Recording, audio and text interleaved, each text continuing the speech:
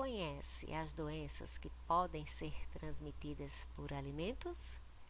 Eu sou a professora Paulia, integrante da equipe formada pelas professoras Andréa Giareta, Cristiane Martins, Elinete Lima e Emi Laura Alves. As doenças transmitidas por alimentos são causadas pela ingestão de alimentos ou de bebidas que estão contaminados em uma quantidade que afetam a saúde do consumidor.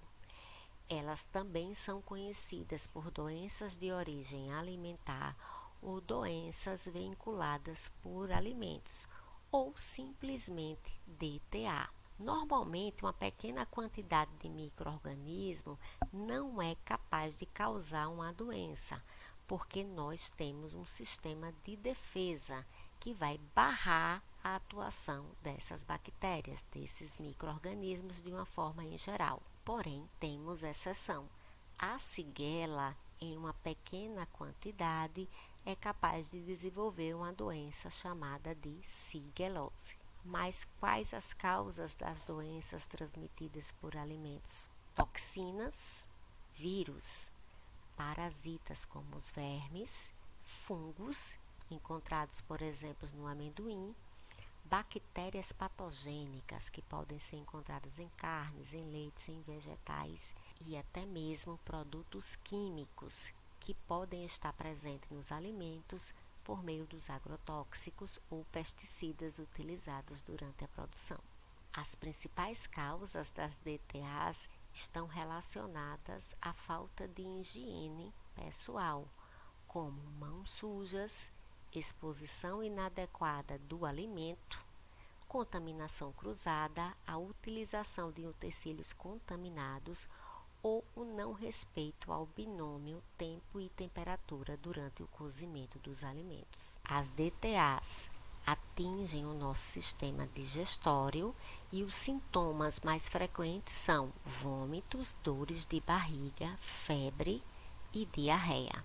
As DTAs podem ser caracterizadas como infecções, quando o ser humano ingere micro-organismos patogênicos capazes de invadir as células do aparelho digestivo, provocando uma reação no nosso organismo, como exemplo a shigelose, salmonelose ou a cólera. As intoxicações, quando o ser humano ingere alimentos contendo toxinas que são produzidas por micro-organismos patogênicos ou por substâncias químicas de modo acidental ou intencional, como as toxinas botulínica e estafilocócica, e as toxinfecções, que ocorrem quando o ser humano ingere alimentos contaminados por micro-organismos patogênicos que são capazes de produzir toxinas quando se multiplicam dentro do nosso organismo, como Clostridium perfringens e o Bacillus cereus. No Brasil, de 2016 a 2019, tiveram 2.204 surtos de doenças transmitidas por alimentos. Esse número, apesar de ter caído entre 2016 e 2018, ainda é um número muito alto. Em um artigo publicado pela Revista Brasileira de Educação e Saúde no ano de 2020, os principais micro-organismos responsáveis por DTAs no mundo são a Salmonella spp, a Escherichia coli, o Clostridium spp, Staphylococcus aureus e a Listeria monocytogenes.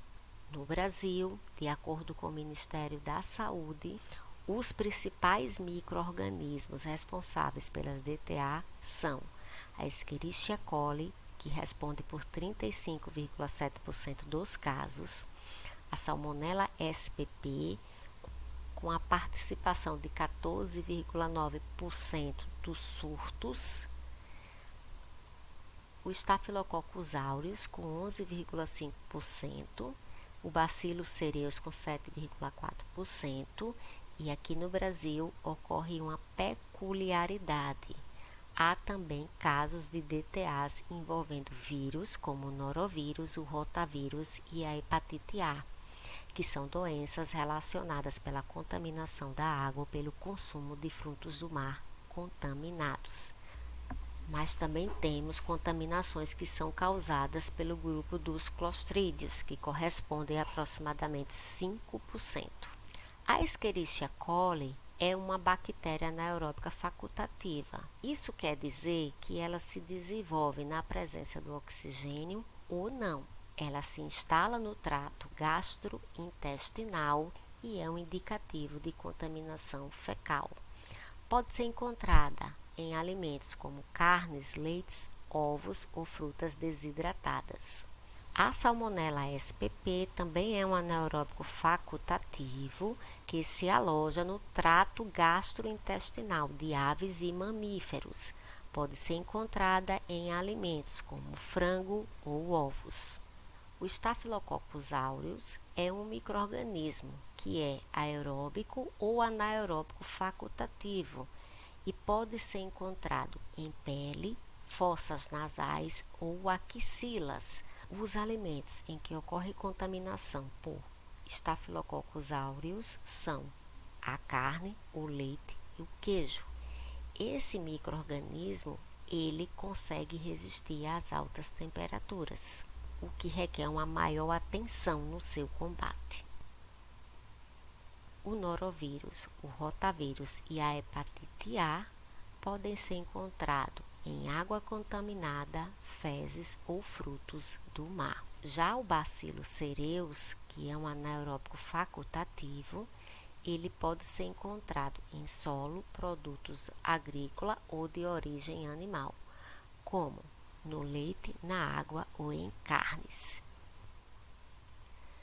O grupo dos clostrídeos também são responsáveis pelas doenças transmitidas por alimentos e podem ser encontrados em conservas de latas estufadas, vidros embaçados, embalagens danificadas, com alterações do cheiro e do aspecto.